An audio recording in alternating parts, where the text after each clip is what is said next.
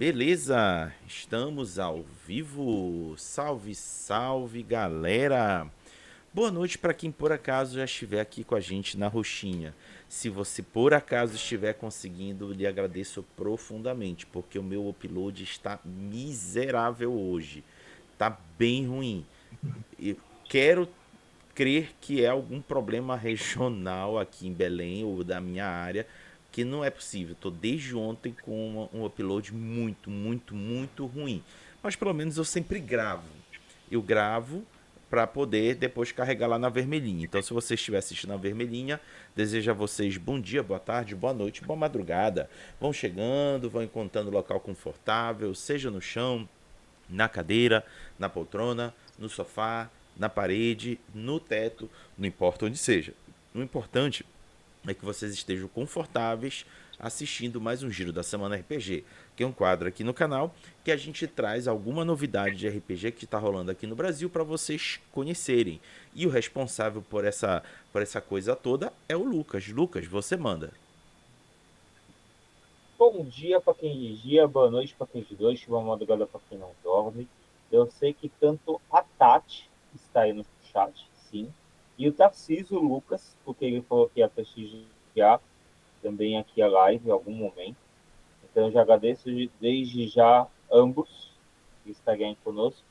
E hoje o nosso convidado especial é o Richard Primocena, do Decênio, ao qual eu acompanho, gente, esse jogo aqui, para quem é do grupo do solo, desde a imagem que ele colocou, né, que ele fez uma mini imagem contando lá, eu pirei, ainda mais na arte, logo depois que ele mostrou, aí ele foi mostrando o processo de fazendo o PDF. Esse PDF, se eu não me engano, acho que ele teve uma. Eu não vou falar quantas ações, que eu posso estar errado, mas isso o Richard ele vai poder falar depois aqui em algum momento. E agora você o consegue em formato físico pela Leclerc, em modo demanda. E é sensacional ver esse livro desde o começo e agora ele sendo lançado físico. Então, eu parabenizei ele em off e vou parabenizar ele aqui também ao vivo, porque merece muito. É um trabalho que ele fez sozinho, literalmente, ele, praticamente, porque ele, ele fez as artes, ele fez a escrita, que é sensacional isso, né? Então, cara, é muito espetacular isso que você fez no seu trabalho, Cristian. Dá uma boa noite Boa aí pra noite. galera. Desculpa, ele só falou boa noite. Bem, pode aí se apresentar um pouquinho para a galera antes disso. Pode falar um pouquinho sobre você. E aí eu vou passar para o Raga poder fazer a sua pergunta e assim vai indo. Ótimo, então. Primeiro, eu só tenho a agradecer, né? Quando você citou que é acho que foi uns 2 anos atrás, mais ou menos, eu comecei com o projeto Decênio. Eu tô começando a chamar ele de projeto decênico, porque ele tem me levado algum tempo, durante alguns anos, e até a gente chegar no, na configuração dele atual, né? Mas esse projeto, né, ele só é possível por algumas razões. Uma delas você mesmo citou, o carinho das pessoas, né, dentro dessa comunidade que é a comunidade solo, né? A comunidade solo, ela é a comunidade solo RPG, no caso, né, criada ali pelo Tarcísio Lucas e tal, e com mais algumas outras pessoas junto, né? Ela é, na verdade, um celeiro de arte, de imaginação, de conhecimento. Ela abre um espaço que é um espaço que eu chamaria salutar, um espaço saudável, para que as pessoas elas desenvolvam a criatividade e a arte. E é interessante que a comunidade solo ela criou esse jeito de se ajudar, né, de se amparar. Quando você entra numa comunidade, às vezes qualquer, por aí, seja de RPG ou de coisas e tal, você posta alguma coisa lá e existe um mudo, né? Parece que você está sozinho numa caixa. Às vezes, muitas comunidades são assim. Esse é exatamente o oposto do que é a comunidade solo. Qualquer coisa que você tenta lhe colocar em relação ao seu produto, seja ele bom, seja ele mais ou menos, não importa, né? Ele é aceito, é incentivado, existe um carinho, existe uma... Eu chamaria de boas energias na comunidade. Então, só tem a agradecer em relação a isso.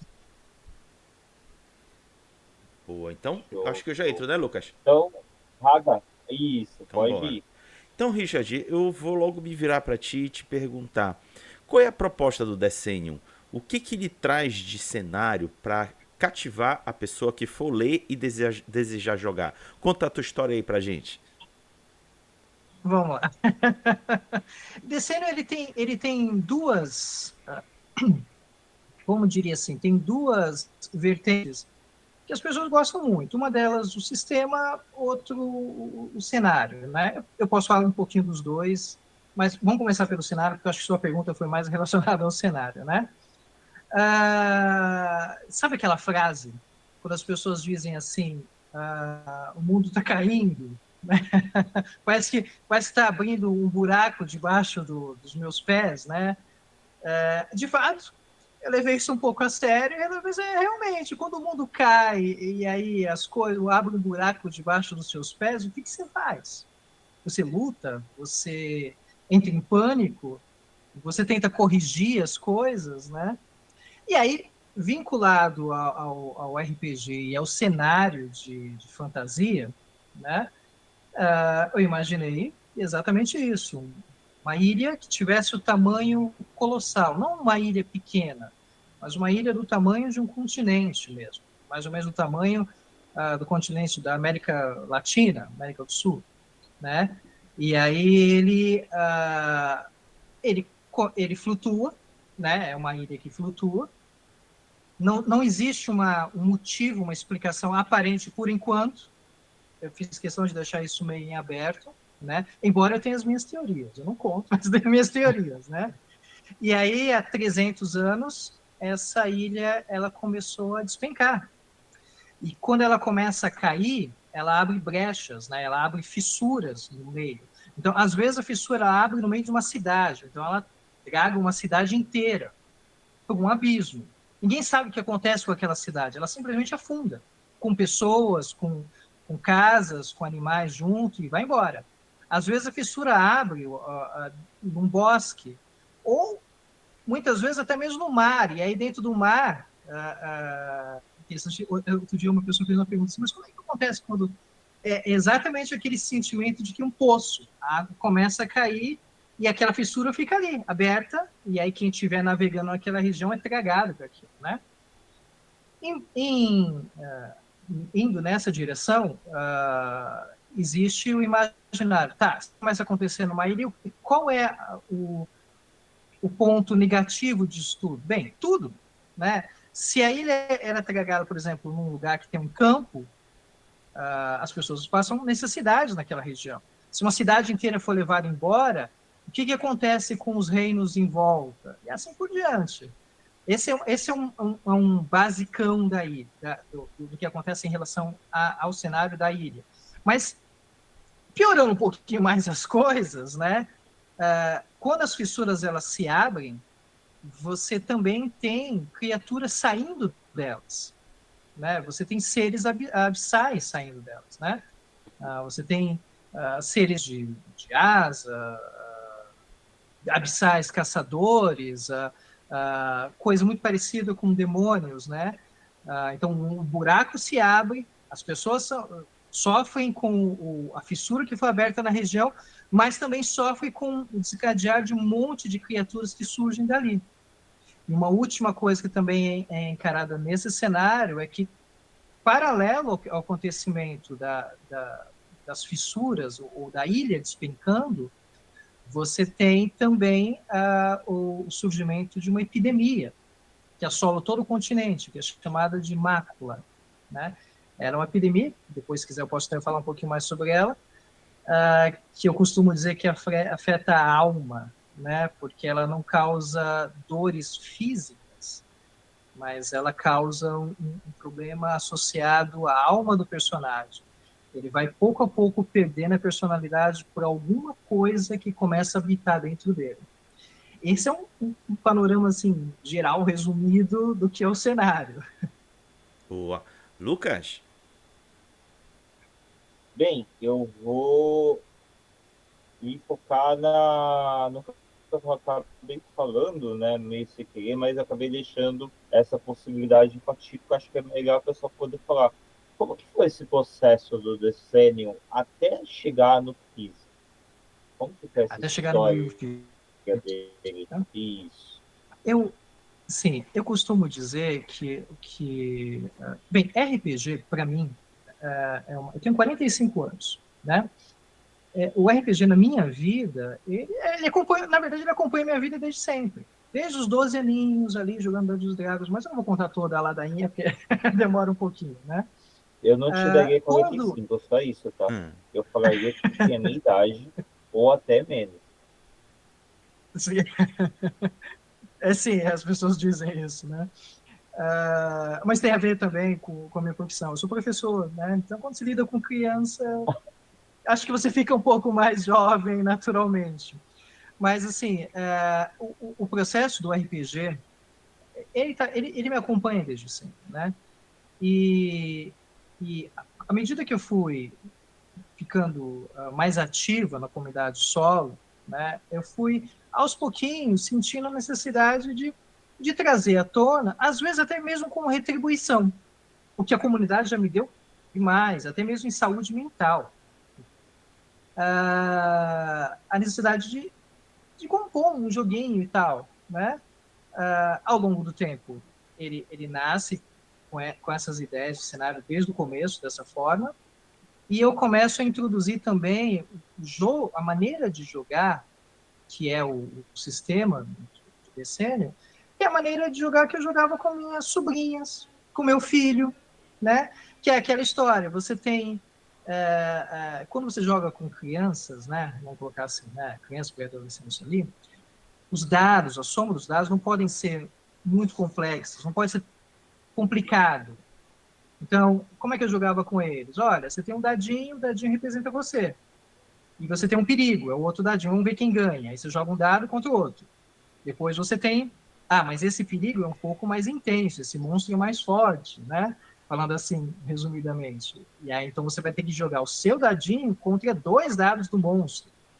Aí você tem o sistema se formando. O sistema ele é muito simplesinho. Essa semana me perguntaram, mas de onde você tirou? Eu tirei das jogatinas com meu filho, com minha sobrinha. E algumas vezes, até mesmo na escola. Eu cheguei a jogar partes do que seria o cenário de desenho na escola, com crianças de 10, 11, 12 aninhos. Né? E aí todo o projeto foi se maturando. É claro, inicialmente era só um panfletinho, né? Mas eu percebi que dava para ir um pouquinho mais adiante, justamente por causa da comunidade solo. Porque as pessoas começaram a me pedir muito disso. Teve semanas, eu tenho muitas mensagens no privado. Mas quando é que você vai lançar? Quando é que você vai lançar? E minha ideia, eu tenho uma profissão, vivo de RPG e tal, né? E eu ficava ali, não, deixa só assim, simplesinho. Só que você vai desenhando, você vai criando um cenário, você vai jogando. Eu fiz muitos testes dele, cheguei a jogar em eventos da própria cidade e tal. E a resposta era sempre muito positiva. Eu falei assim, quer saber? Vamos ir adiante, vamos construindo ele. E ao longo do tempo eu fui construindo com calma, devagarzinho, né, sem muita pressa, e tá indo. Basicamente, esse é o processo. Não tem nenhuma magia muito diferente disso. Não. Raga, Richard, eu vi que tu estás Sim. lançando o jogo aqui pela... Deixa eu ver aqui, pela Uiclap. Uiclap é uma editora? Isso. Tá. Como tem sido esse caminho para você Não, escolher... calma aí. Ah, Só uma correção, desculpa. A Wiclap, ela não é exatamente uma editora. o A que ela é? Wiclap, ela é uma loja, Ah, ela é uma plataforma, né? Vamos dizer assim, ela é quase igual o que a Dungeonist fez, né? tá. Ela é uma marketplace que ela também tem a parte dela editorial, que ela dá a possibilidade de você lançar o seu livro dentro da plataforma on demand, né? Tu não prefere que o Desculpa Richard ter... comente isso? É porque ele acabou Não, falando tudo que a bem, mas deixa ele editora fazer o não relato dele. sabe Tu corrigir. já matou a Mas dúvida que eu queria. Te retira, desculpa, sai gente, daí. vai lá. Acabei. Na verdade, os É, dois estão certos. Então pronto. A minha, a, Os a dois minha estão certos. Porque, curiosidade... assim, eu também considero a Uclap uma editora. Porque ela funciona como editora, né? Embora o termo mais técnico que o Lucas colocou faça mais sentido, no sentido, ele explicou como é a raiz da coisa, como funciona o negócio. É exatamente isso. O que acontece? A Uclap, na verdade, eu tinha duas opções. Quando eu cheguei com relação ao produto final do desenho, depois de fazer várias revisões nele, depois de mexer em tudo, de finalmente acertar uma capa. Eu fiz 16 capas. Eu tenho 16 etapas, eu tenho 16 capas de desenho. As pessoas pedem para me mostrar, eu não vou mostrar, não. Vou deixar para produtos depois, né? Mas eu tenho 16 capas. Depois que eu fiz tudo isso, né? Eu tinha duas opções. A primeira era lançar como financiamento coletivo. A opção, de fato, mais interessante, a que a maioria esmagadora das pessoas que lançam RPG no país fazem, que é o financiamento coletivo, né? Porque o financiamento coletivo para RPG no Brasil é interessante. Ele cria um hype, ele cria uma força. Eu acho que o pessoal tem tanta sede de trazer essa coisa do RPG físico de novo, né? Porque é maravilhoso, né? Que ela cria toda essa atmosfera, que é essa atmosfera bacana de jogo, né? De jogo, de promoção, tal, de fazer acontecer, colocar assim. Essa era uma opção. A outra opção era eu publicar ele por conta. E aí eu fiz pesquisa e tal, eu falei assim, não, se eu publicar ele por conta, para que ele seja razoável, eu teria que pelo menos, para baixar o preço bem dele, eu teria que colocar ele teria que, inicialmente, 200, 300 cópias. E isso envolve um valor significativo para um professor, né? E aí eu fiquei nessa incógnita. E aí surgiu a questão da Uiclap, justamente por quem? Por meio do Tarcísio Lucas. Eu via que o Tarcísio, ele falava de vez em quando, né? Assim, olha, eu estou lançando os livros pela Uiclap e tal. E aí eu, em off, vou lá, perguntei para ele, e ele é um dos meus mestres ali, off, explicando ali, ele falou assim, vale a pena, vai lá. O Tarcísio é assim, né? Se você quer alguém que te motiva na vida com relação à questão literária, aos jogos, corre para o Tarcísio. Ele vai sempre te motivar, ele é inspiração, né? Tive apoio também do Jefferson Pimentel, que me instruiu. O Jefferson, ele me deu detalhes de como funcionaria um financiamento coletivo. Ele foi muito além, né? E aí eu fiquei com essas duas hipóteses. Na época, nós teve uma questão um pouco chata, que estava começando a fazer curso de RPG e tal, e eu fiquei meio assustado com aquilo. Falei assim, tudo que eu menos quero é lançar um jogo e não conseguir cumprir com minha palavra em relação aos apoiadores. Eu fico com muito medo disso. Eu falei assim, não, então vamos para o Uiclap. E aí foi quando eu optei pela Uiclap. É um processo muito simples, muito prático. Você basicamente tem ali seu livro em PDF mesmo, eles te pedem ali as dimensões do livro, você já encaixa ali certinho, depois você vem com o processo da capa, né? E assim, pronto. E aí ele te dá a opção de você aguardar, de você já lançar. E eu lembro que eu fiquei assim, eu lanço, não lanço. Aí bateu aquela coragem, não, vamos embora, vamos lá. E apertei no botãozinho, é literalmente apertar um botãozinho e publicar, pronto. Seu livro já está sendo publicado. É isso. A Wake ela é muito simples, ela dá essa chance. Eu tenho elogios a dizer em relação ao Wake, dá a chance para a pessoa conseguir lançar o Sim. projeto dela. Sim, tu comentaste uma coisa assim que eu fiquei raciocinando aqui. E de fato, uma das coisas que uma campanha de financiamento coletivo traz de vantagem é você criar um hype em torno do seu trabalho, criar uma comunidade, criar um grupo de pessoas que quer incentivar que o seu projeto se torne realidade. E aí, só que é uma questão de escolha. Se você quer engajar nisso.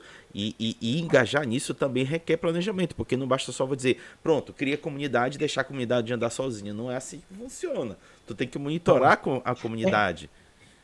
E requer tempo, requer atenção. Por exemplo, para quem teve a oportunidade de acompanhar, o Lucas Conte criou uma comunidade, a Luluzinha criou uma comunidade, e até hoje eles estão lá conversando com seus apoiadores. E através desse grupo de apoiadores, eles conseguem manter um hype em torno do que eles produzem. Mas isso é escolha, não quer dizer que é a solução para você que esteja aqui nos assistindo. Tá aqui o caso do Richard, ele está relatando o que foi viável para ele. E é também um bom exemplo. Richard, quer complementar? Não, eu ia só complementar o que você está dizendo. Tem que ter estratégia. Não é só simplesmente lançar ali e vai bombar. Às vezes é natural do ser humano, é natural do humano essa vaidadezinha, né? Essa coisinha assim, o meu produto é maravilhoso, meu produto é incrível e vai todo mundo aceitar. Será, né?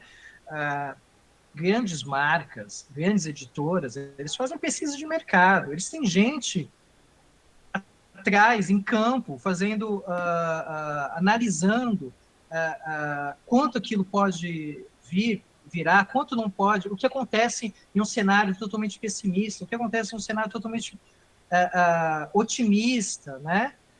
No meu caso, eu optei pelo mais simples e pelo mais devagar. Eu sou muito. Eu tenho um defeito, que é aquela questão de ser perfeccionista ali no sentido de tentar deixar o melhor possível. Eu nunca estou satisfeito com o que eu faço. Isso é um defeito, isso é ruim, isso não é bom, né? Para mim, colocar isso numa plataforma de financiamento coletivo iria envolver muito sofrimento. Essa é verdade. Porque ela teria que ficar muito bem arrumadinha. Eu ia calcular aquilo 1000 vezes. Assim, e se eu começar devagarzinho? E se eu for andando no meu passo? Né? Caminhar no nosso próprio passo. Às vezes esse é um princípio que a gente aprende lá em pedagogia, ensinando crianças, né? Mas ele serve para a nossa vida adulta. Caminhar de acordo com aquilo que eu posso, devagarzinho, do jeitinho que eu consigo. Acho que esse é o segredo de qualquer pessoa querer lançar um produto, seja lá qual for, aí com o ritmo que consegue. Eu admiro pessoas que, por exemplo, citando de novo Jefferson Pimentel, César Capaco, né? Esses caras, eles são incríveis. Eles lançam uma coisa assim, já com uma qualidade incrível, e eles vão atrás, e eles têm uma força, uma habilidade de manter a coisa funcionando ali. Imagino que exista muito trabalho pelo que eles fazem ali, né? Muito esforço ali. Mas esse é o nível deles. Eu não tenho esse nível. Meu passo é mais devagarzinho. Sim. Lucas, Olha, eu vou te falar que assim, cara, não é bem um nível. Assim, eu até peço desculpas de ter entrado no meio do Coisa de Crap, Porque eu já vi gente falar, não, mas a Eclap é só editora. E aí eu acabei me intervindo, né? Como já aconteceu isso no próprio coisa do grupo, né? Porque tanto a Eclap, o Clube dos Autores, o que o Dungeonist estava querendo fazer na época e agora tá para voltar a fazer, né? Tem uma outra também que o Globo me contou e eu acabei esquecendo o nome dela de novo. E como eu perdi tudo do WhatsApp, pior ainda, né? Mas tem alguns locais que eles fazem isso. E é sensacional, porque aí a pessoa pega, a pessoa fala assim, poxa, eu quero ver como tá meu livro. Eles vão, fazem, ter a oportunidade. A única coisa que a Icrep pede é colocar a marca dela ali. E é lógico, ela tá fazendo o livro, né? E, cara, é muito. Eu tenho um livro do Tarcísio Lucas, que é o do Fundo de Footage, RPG dele, e, cara, é maravilhoso, entendeu? É maravilhoso. E tá muito barato o livro que tá aqui, mesmo sendo com uma impressão por demanda, 46 reais, que seja, cara, isso você não pega hoje em dia, dificilmente você pega um livro assim por uma outra editora maior, né? Então, elogiando aqui a Icrap e elogiando o teu livro, principalmente porque, pô, são 112 páginas, né? Sim, 112 páginas. É. Então, são 112, não é pouca página. E é uma página, e é tanto mostrando o sistema, é tanto mostrando o cenário, é tanto mostrando as espécies que tem ali, algumas criaturas que você vai enfrentar. Então, cara, é material pra caramba que tem ali nesse jogo, e com uma temática que dificilmente você vê. A gente estava falando isso agora há pouco no off. E aí a minha pergunta, indo para finalmente, depois do decênio, Reinos em Queda, porque você falou de outras capas, e você já falou de outros lançamentos. Você já tem pretensão de lançar algo depois do decênio? Já tem planejamento? Já está sendo elaborado? Como que está sendo? O que a gente espera depois desse decênio, Reinos em Queda?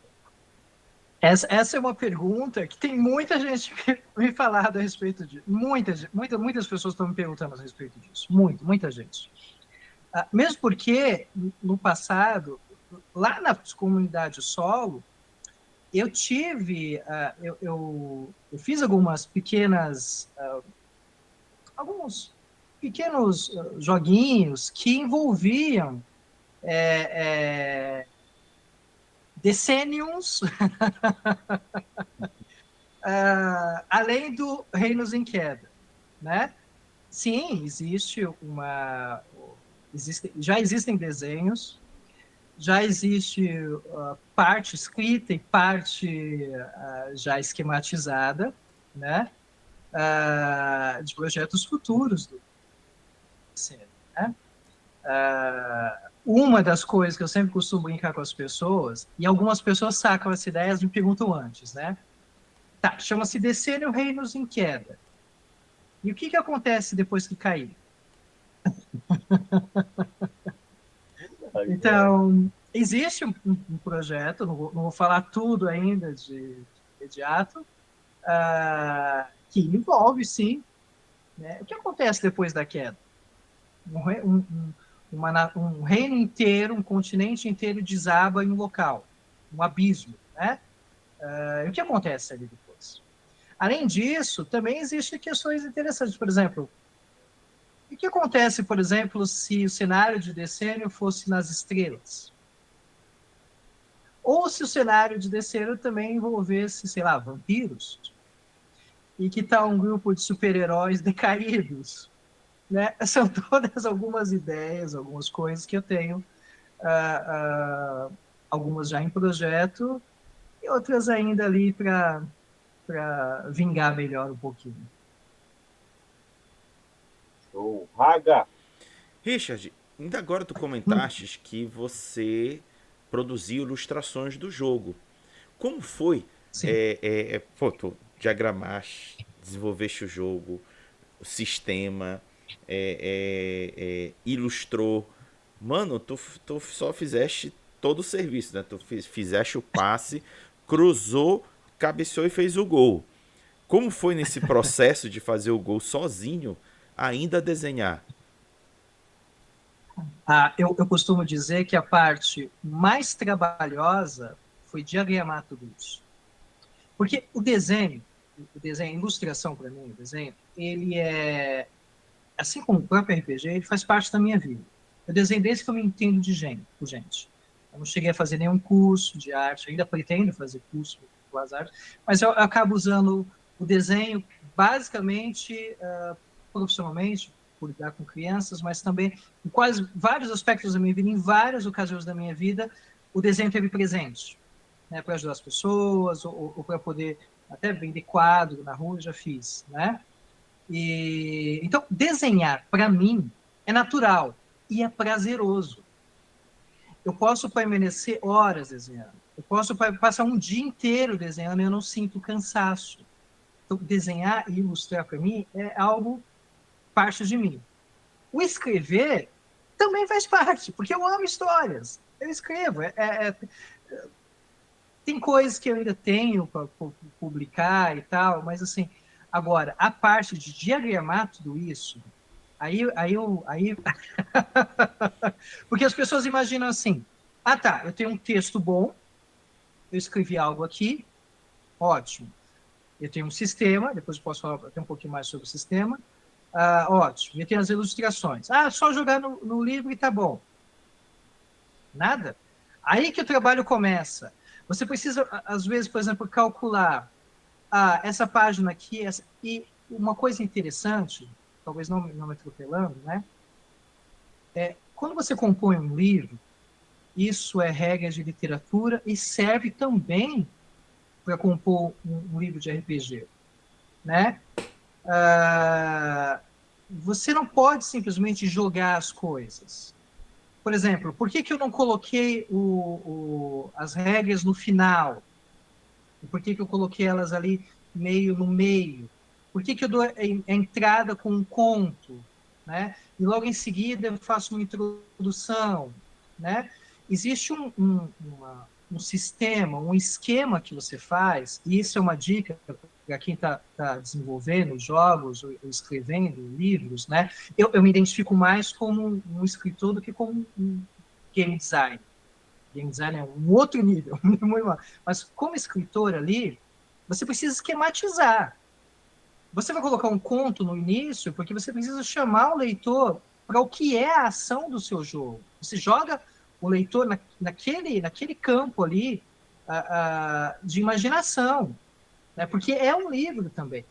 Né? Depois, você faz uma breve introdução do que é o sistema. Você deve colocar por exemplo, exemplos de como um jogador estaria jogando aquilo, mas você não depois eu coloco um resumo. Assim como na escrita, ou como uma aula, ou como qualquer outra coisa que você faz, ela tem que ter uma oscilação entre o pico e o descanso. O pico e o descanso. Você não pega um arco e retesa ele o tempo inteiro e deixa ele ali esticado, porque senão ele estoura. Ao mesmo tempo, se você não usa o arco, ele também deixa de ser útil, né? Então, existe um sistema, existe um esquema que você faz para poder criar um livro de RPG. Não é só jogando as coisas ali. E aí, quando você entra na diagramação, é que você vai encaixando e você descobre que seu esquema não é tão bom e que seu sistema pode dar rolo, porque naquela paginazinha ali que você queria colocar as regras, não cabe. E aí você tem que tirar a ilustração que você fez justamente para aquela página, porque não vai dar certo. Porque a página vai ficar saturada, porque ela vai ficar pesada.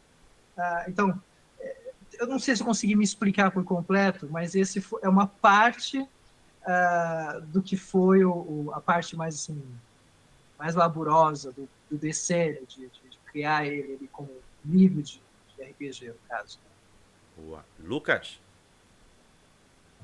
Cara, o bom é que assim, tá sendo muito útil e necessária essa live, Porque a pessoa pega, a pessoa ela vai lá, eu vou fazer um livro de RPG. Né? Eu fiz o desenho, eu fiz a escrita, e agora eu vou colocar, não, eu vou pedir pra pessoa. Vai lá, ó, cara. E aí a pessoa, por que você tá demorando? Né? É bom para a pessoa, o pessoal poder entender como que é trabalhoso, ou como que é o processo justamente após a ilustração, após a escrita e juntar os dois, né? Ou Sim, isso que eu percebo, assim, não só usando o decênio, né? Porque você fez tudo isso. E, sim. cara, pode falar. Desculpa. O ideal, às vezes eu fico meio chateado em outras comunidades, né? Comunidade solo é um paraíso. Desculpa, comunidade É, solo. é verdade. Mas, assim, as comunidades, eu fico, às vezes, decepcionado, às vezes, com o que seria, na minha opinião, uma desvalorização dos profissionais. Que eu vou usar IA porque os artistas estão muito caros. Eu vou, sabe? Não é verdade, né? Você tem a opção de usar a IA, que é maravilhosa. Existem alguns programas que são incríveis, que vão deixar a arte do seu jogo, do seu livro, maravilhosos. Mas não diz que é porque você não encontrou um profissional. Existem profissionais que eles estão dispostos às vezes, até receber depois, né? A serem pagos por permuta. E o profissional vai fazendo aqui que eu faço. Então, assim, eu fiz sozinho, em parte disso, por questões econômicas mesmo, tá? Mas era caro? Não. Porque uma outra parte tinha a ver com querer colocar a minha própria mão manual e querer mostrar os desenhos também e tal. Mas eu torno a repetir, uh, o ideal mesmo, o certo mesmo, é você contratar pessoas que são habilidosas naquilo, que sabem fazer aquilo e que vão somar com você, né? E você consegue parcerias, e dá para fazer esquema, e dá para conversar com gente boa, que está a rodo por aí, que faz diagramações incríveis e tal, né? Uma coisa que as pessoas esquecem, por exemplo, um livro, ele precisa ser revisado, e muitas vezes, né?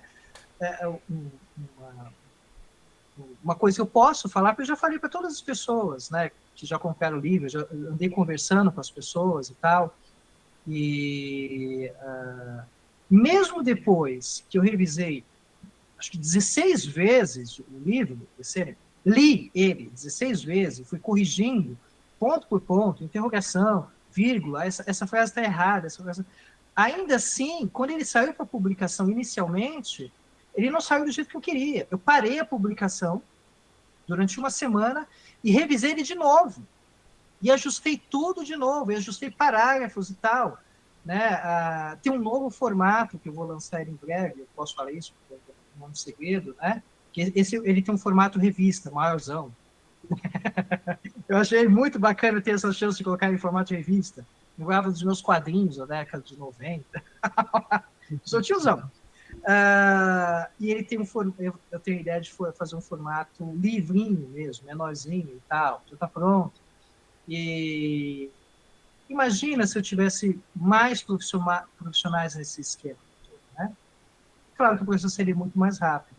Então, se eu pudesse dar uma dica, busca ajuda, busca parceria, né? Busca pessoas que estão pensando, eu vou embarcar junto com você e eu vou te ajudar nisso, eu sou bom nisso. Mas aquela dica que eu também dou, busca gente que faz igual você ou melhor.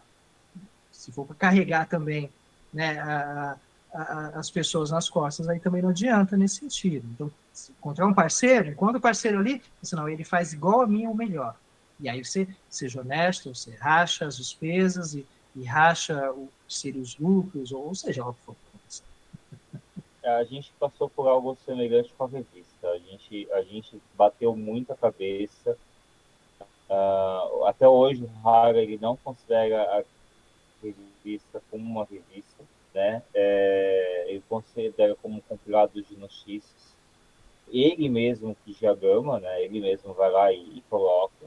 Para mim é uma diagramação, para ele não é. E eu falo que ele também fala isso na minha cara, né? Então, Isso é bom? mas assim, é porque assim, eu valorizo o trabalho dele e ele fala que não é um trabalho, Não, não né? digo que não é trabalho. Eu digo É que aquela não é coisa que assim, diagramação propriamente dita e que a revista ela não é de fato uma produção de revista, é só um compilado de notícias. Mas é uma interpretação que eu faço, como o Lucas está dizendo. é porque aquela coisa que assim, tem gente que vai concordar comigo e tem gente que vai concordar com o Rago, entendeu? Para quem é da época de zines, que nem eu, participei da formação de zines, cara, é claramente uma revista. Porque se você for pegar o formato de zine antigo, cara, o formato de zine antigo ele não tem nada a ver com revista. É aquele modo que a gente é abstrato, aquele modo que a gente, como o Tarcísio Lucas fala, é o modo tosco, né? O modo, como na revista que eu participei, falava, é o modo porco. Então, não, a gente não está desvalorizando os zines, ao contrário, a gente está mostrando que tem várias maneiras de você fazer uma revista. Não é porque você chega e você fala assim, caramba, cara, isso daqui tá horrível. Cara, tem gente que vai gostar. Tem gente que vai gostar, tem gente que vai adorar. E você pegar um compilado de notícias, principalmente da área do RPG, e achar é difícil. É muito difícil. Não estou desvalorizando nenhuma das outras revistas que tem, até porque eles têm muito matéria. Eles têm muito por onde atrair pessoas. A gente traz todo o resumo do que tem. Para você achar um resumo do que aconteceu na semana, não acha outro igual o Giga da Semana RPG. Isso eu bato no peito. Porque ninguém é louco que pega e caça toda semana. Mas o foco aqui é decênio. Desculpem, pessoal, né? É, só um desabafo, porque isso é um pouquinho do egocentrismo falando. Não é nem egocentrismo, porque eu só estou falando do quanto sofrível é e ao mesmo tempo é proveitoso. Porque é muito legal você ir atrás das matérias e você tá achando, e você tá mostrando, olha, pessoal, tá aqui, ó. Tá tendo isso no Itio, tá tendo isso no Sol, tá tendo. E aí a pessoa chega, caramba, tá tendo bastante coisa. Mostrando que toda semana tem coisa no RPG. E isso é muito bom, né?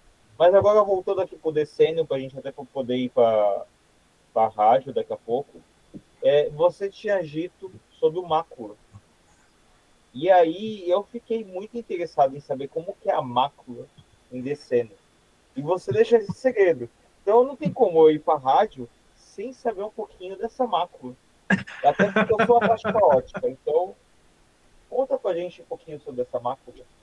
Ótimo. A mácula, na verdade, é um dos segredos de DC, né?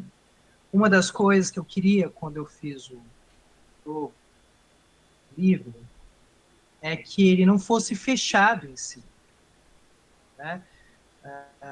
Existem jogos de RPG maravilhosos que eles deixam tão fechadinho o cenário em si que não deixa espaço para o jogador construir em cima daquilo, né?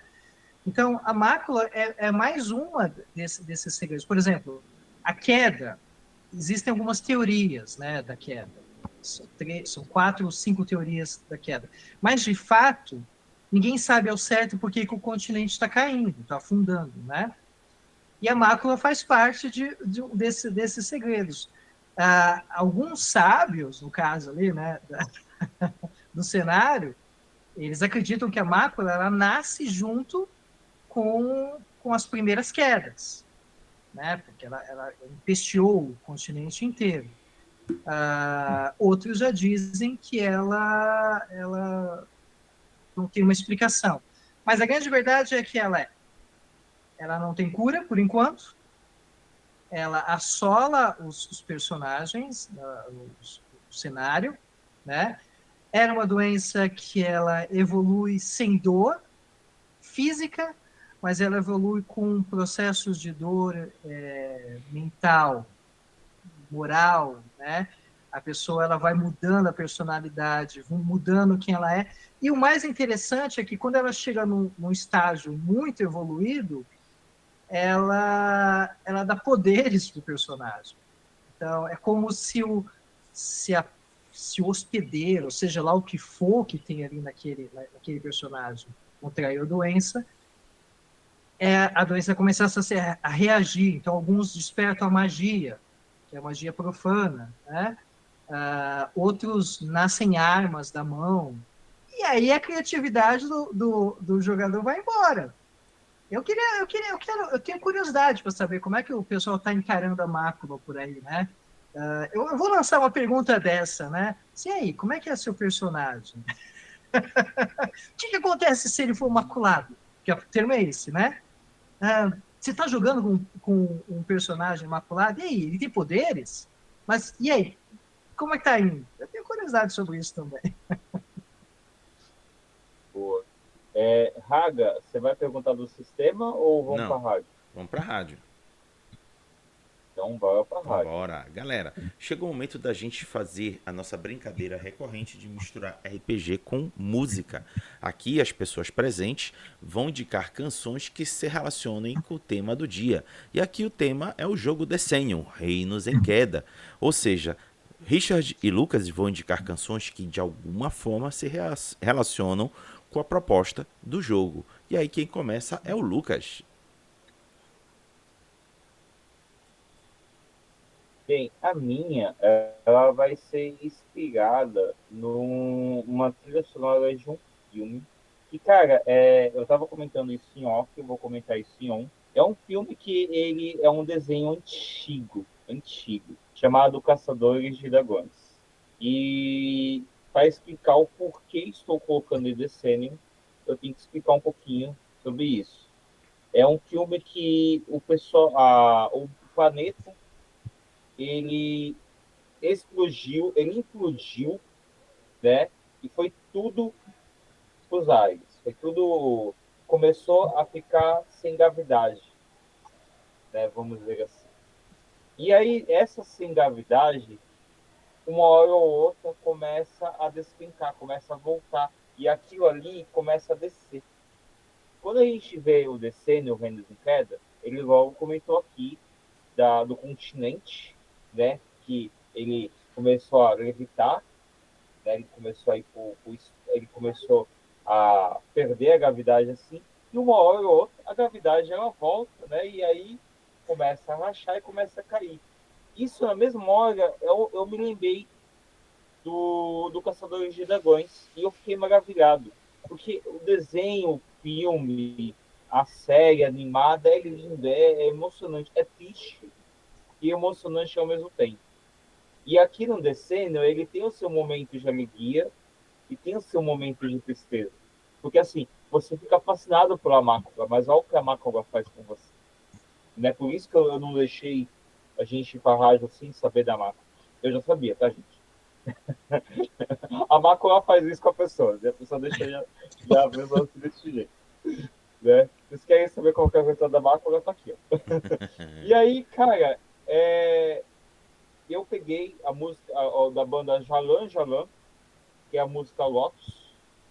É uma trilha sonora que muita gente, hoje, quando eu comentei isso em alguns grupos, eles falaram: caraca, velho, usar isso aqui como trilha sonora para RPG é sensacional e triste. E é a mesma coisa aqui. Porque você chega e você vê um local que você olha para um buraco e você fala assim: caraca, isso aqui já foi um reino, e esse reino caiu. Eu perdi minha família, eu perdi. E aí você vê começando a tua história. E aí você começa a tentar descobrir o que aconteceu. E isso você está tentando fazer em Decênio. Então, essa é a minha indicação para Decênio. Boa.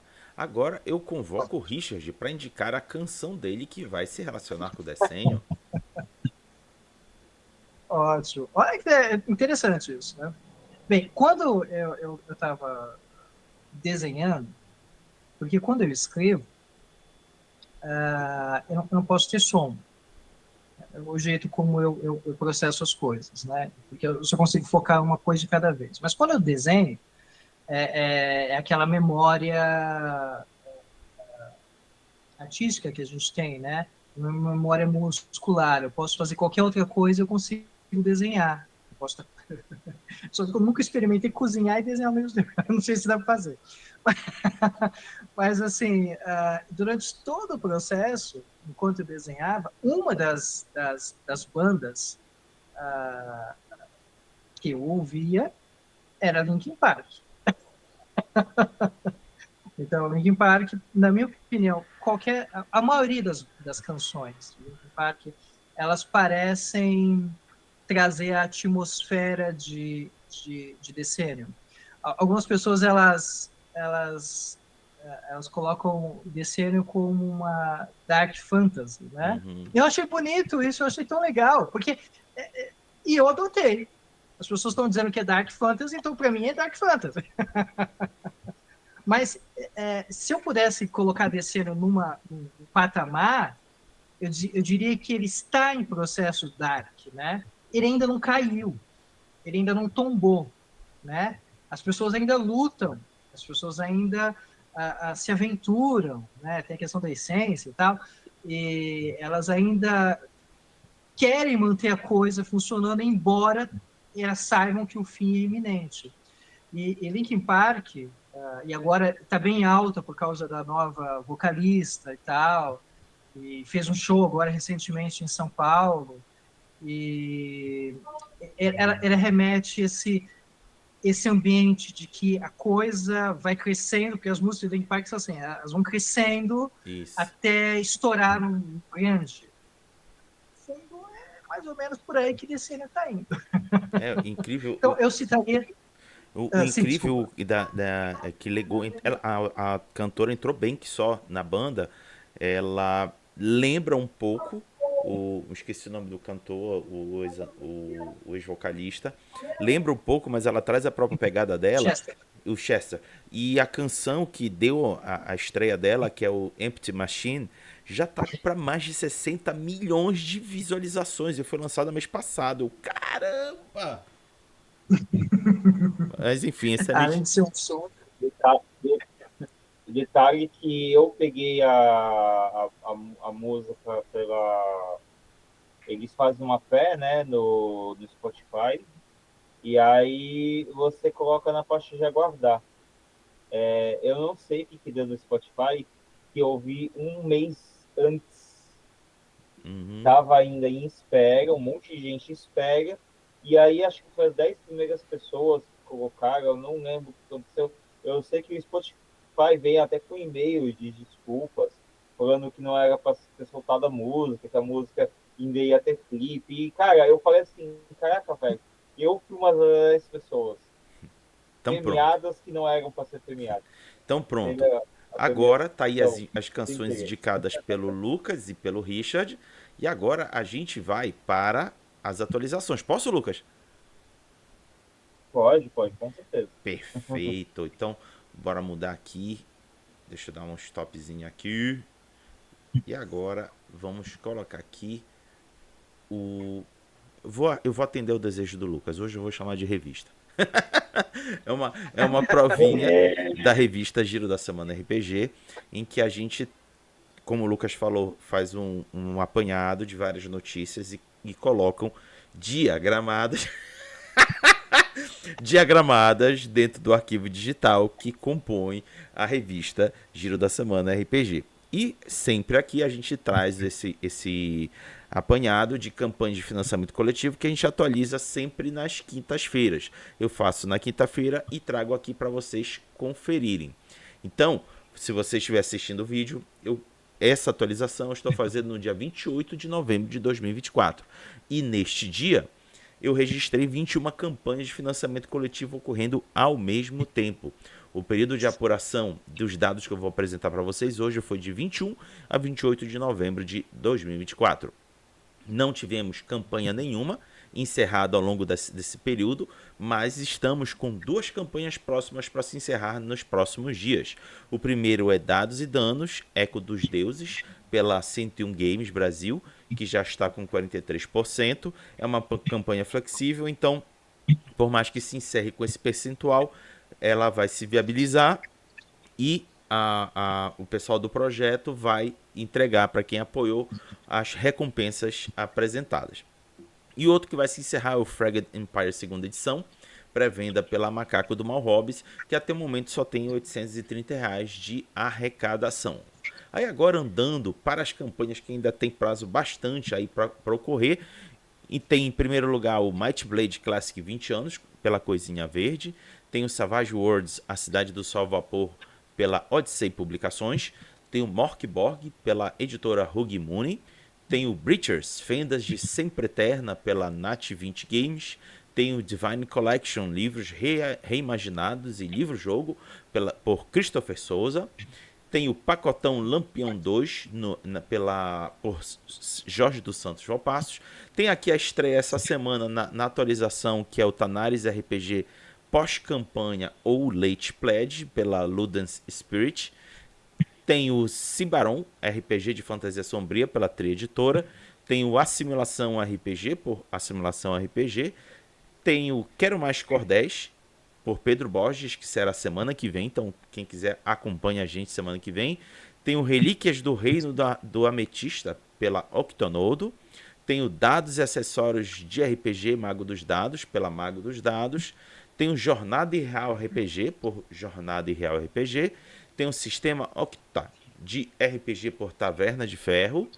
E tem outra estreia aqui, que é a estreia do Punk Apocalyptic Late Pledge, pela Tri Editora. Mais outra, tem o Como Te Me Encontrei, por Catarina Molinari. E das campanhas que tem prazo para acabar, se encerra com Atlas RPG Manager, por Atlas Software. E aí temos duas campanhas que não tem prazo para acabar, que a primeira delas é o Gitschlef Sock para Coisas Impensáveis, por Nexen Publisher, e estreou essa semana o Terra da Opressão, últimas edições, livro-jogo, por Mystic Studio. Essas duas não tem prazo para acabar, vai continuar até o pessoal do projeto achar que já deu. E o interessante é que o Guia de Schlecht Sock para Coisas Impensáveis nunca deu, tá aí rolando o tempo todo, e toda semana tem gente apoiando. Mas enfim, continuando. E aí todas essas campanhas tiveram um montante essa semana, financeiro montante de R$ 69.153. Comparando com a semana passada, tivemos um saldo positivo de R$ 9,9 mil, mas comparado com os 12 últimos meses, foi um saldo negativo de R$ 119,6 mil. E aí, olhando as 5 campanhas que financeiro foram mais bem apoiadas, em primeiro lugar ficou Breachers, Fendas de Sempre Eterna, com 57,6%. Em segundo, Assimilação RPG, com 25,8%. Em terceiro, Simbarão, RPG de fantasia sombria, com 5,2%. Em quarto, Morkborg, com 3,6%. E em quinto, Dados e Danos, Eco dos Deuses, com 2,4%. Aí, olhando o volume de pessoas apoiando os projetos ao longo da semana, registramos 297 apoios. Comparando com a semana passada, teve um saldo negativo de 95 apoios, e comparando com a média dos 12 últimos meses, teve um saldo de 246 apoios negativos. E aí, no gráfico aqui, não deixa mentir, a linha laranja é a linha da média, a linha azul são as medições semanais que a gente faz, e o dessa semana está aqui do lado direito. E aí temos as 5 campanhas, que não foram 5, foram 6 campanhas mais bem apoiadas, volume de pessoas apoiando os projetos. Em primeiro lugar ficou Breachers, Fendas de Sempre Eterna, com 52,9%. Em segundo, Assimilação RPG, com 24,2%. Em terceiro, Might Blade Classic 20 anos, com 6,4%. Em quarto, Morkborg, com 5,7%. Em quinto, empate entre 2 projetos, cada uma com 3,7%, que foi Tanaris RPG pós-campanha Late Pledge e Simbarão RPG de fantasia sombria, ambos com 3,7%. Lucas, seus comentários sobre essas atualizações? Cara, primeiro de tudo, explicar um pouquinho por você, não sei se eu tinha explicado antes. Aqui a gente faz um apanhado do que está tendo de financiamento coletivo na semana, né? A gente faz um ranking mais ou menos do que foi mais apoiado, que teve mais apoiadores, e a gente comenta um pouquinho em cima aqui para o pessoal, até mesmo para o pessoal poder entender, compreender alguma coisa, ou a gente contar a nossa opinião mesmo. Se não tiver opinião, não tem problema também, né? Eu, da minha parte, explicando aqui para o pessoal, a gente está na última semana de novembro e praticamente estamos no final do ano, né? A gente, para o pessoal poder entender, eu não conto dezembro, porque dezembro é aquela coisa que é Natal, o pessoal em festas. É difícil o pessoal apoiar financiamentos em dezembro, né? Mesmo com 13º, o pessoal eles estão motivados em festas. Não vou dizer que não vai ter parte de financiamentos, mas é mais complicado, né? A gente já está aqui há uns anos já fazendo esse apanhado, então a gente mais ou menos tem uma noção de poder dizer isso. E a última semana é sempre aquela semana mais baixa, mas coincidentemente ela teve uma subida, É, né? Porque teve financiamentos que começaram recentemente, o Raga acabou de mostrar, e esses apoios fizeram pessoas vir, porque ainda não tiveram oportunidade. Isso eu estou falando dos Galaxy Plays, estou falando do livro-jogo da Mythic Dots, né? Estou falando, caramba, o Mork Borg apareceu por aqui. E eu estou torcendo muito que ele bata a meta. Porque se ele não bater a meta, não vai ter, entendeu? Então precisa da ajuda da comunidade para ele poder ser lançado.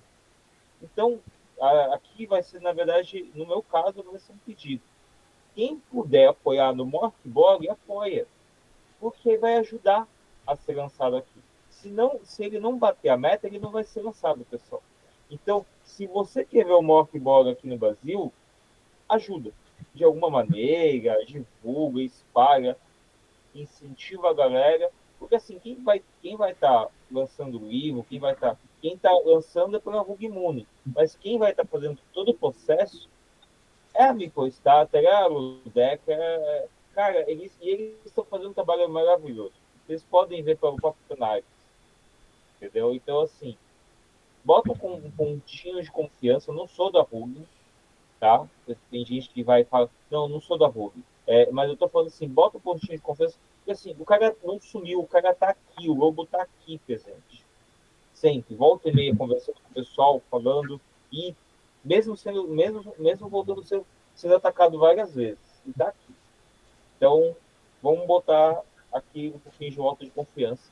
Os outros são maravilhosos, eu dou parabéns para a editora, o pessoal da Not 20 Games, a New Order com a simulação, e o próprio pessoal da simulação, Coisinha Verde, tá aqui. Cara, ele dá apoio pra caramba, Thiago, a barra que ele tá passando em Rio Grande do Sul tá tremenda, ainda não acabou, gente.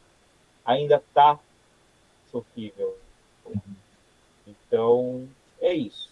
boa. Richard, seus Agora eu chamo o Richard comentários. para fazer os comentários dele sobre as atualizações das campanhas. Eu acho que o Lucas ele citou, né, a importância da gente apoiar, né? Na verdade, o país, o Brasil em si, né, ele valoriza bem pouco, não só o professor em si, né, mas qualquer pessoa que esteja ligado à arte. Nós amamos a arte como povo, mas nós achamos que o artista ele é mágico, ele brota com as ideias dele do nada e que ele vive do além, que ele vive de vento. Não é assim. Então, as campanhas de financiamento coletivo, elas são a prova de que, na verdade, são a oportunidade que você tem de ajudar aquele artista a se lançar. A gente tem uma ideia meio errônea às vezes, né? E foi assim que, né, que no Brasil se sustenta até hoje, que é eu vou apoiar porque eu estou interessado no produto que vai sair como recompensa. De fato, as plataformas de apoio, originalmente a ideia não era essa.